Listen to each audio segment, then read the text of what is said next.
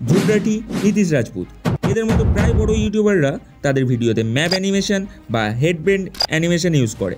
আর এগুলো তারা তৈরি করে ভালো কোনো কম্পিউটারে এবং দামি কোনো সফটওয়্যারে। বাট আজকে আমি তোমাদের শেখাবো এগুলো কিভাবে খুব সহজেই ফোনে তৈরি করা যায়। So let's begin.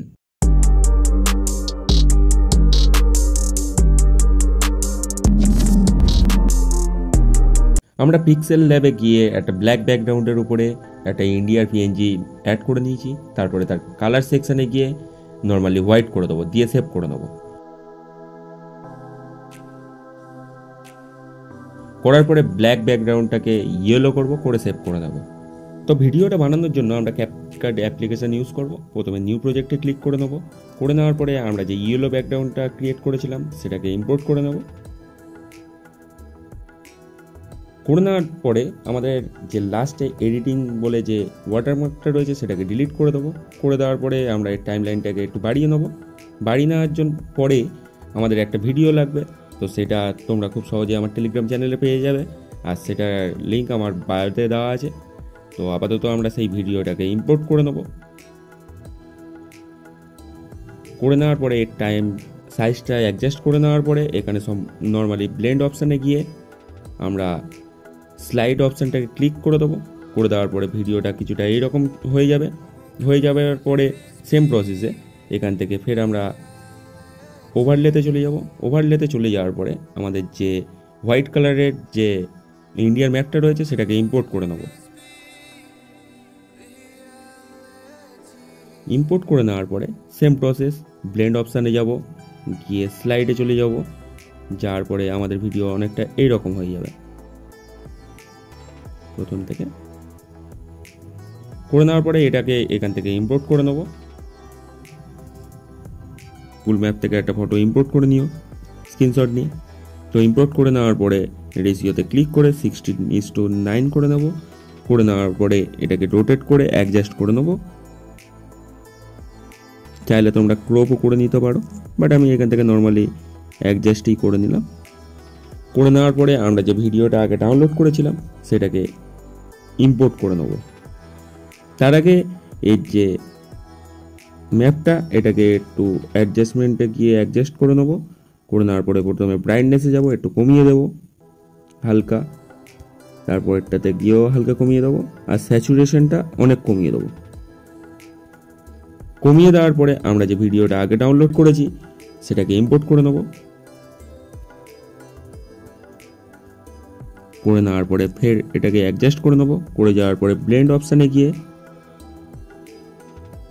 লাইটেনে ক্লিক করে দেবো।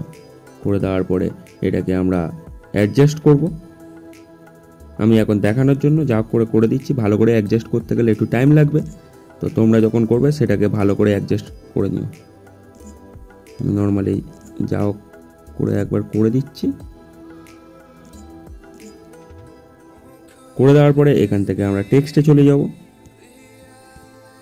টেক্সটে গিয়ে লিখব ইন্ডিয়া। লেখার পরে এখান থেকে এটা আমরা এই ফন্টটাকে সিলেক্ট করে নেব। করে নেওয়ার পরে কালারটা ব্ল্যাক করে দেবো। করার পরে অ্যানিমেশনে যাব।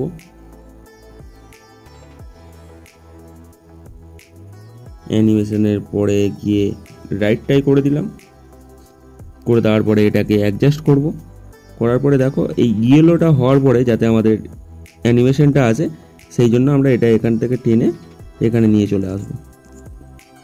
করার পরে এই এডিটিং বলে যে অপশানটা আছে সেটাকে আমরা ডিলিট করে দেবো। করে দেওয়ার পরে ম্যাপটা টেনে বাড়িয়ে দেবো। এগুলো প্রথমেই করা উচিত ছিল, বাট আমার একটু দেরি হয়ে গেল। করে দেওয়ার পরে ভিডিও কিছুটা এইরকম হয়েছে আমাদের। করার পরে তোমরা এখানে যে কোনো ব্যাকগ্রাউন্ড মিউজিক দিতে পারো। তো ফাইনাল ভিডিও কিছুটা এইরকম।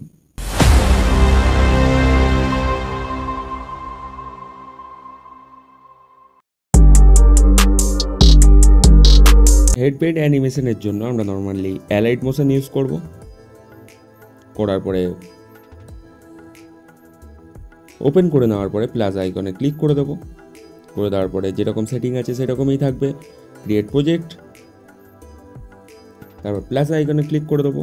করে দেওয়ার পরে মিডিয়াতে গিয়ে আমরা একটা ফটো সিলেক্ট করে নেবো। যেমন আমি নীতিশ রাজপুতের এই ফটোটা নিয়েছি। নেওয়ার পরে অ্যাডজাস্ট করে নিলাম। নেওয়ার পরে আমরা এখানে নর্মালি অ্যাড এফেক্টসে চলে যাব। যার পরে এখানে সার্চ করব ব্যান্ড বলে, প্রথমটা গিয়ে এটা সিলেক্ট করে নেব। করে নেওয়ার পরে দেখো এটা আমার মাথা অটোমেটিক কত দূরে দূরে চলে যাচ্ছে। তো নর্মালি এটা আমরা প্রথমে একটু বাড়িয়ে নেবো, নিয়ে স্টার্টিংয়ে গিয়ে এটাকে বডিটা ঠিক করে নেবো। নেওয়ার পরে এটাতে শুধু মাথাটা করব। করার পরে এখানে 18.1 করে দিলাম। তারপরে এখানে একটা কি ফ্রেম লাগিয়ে দিলাম।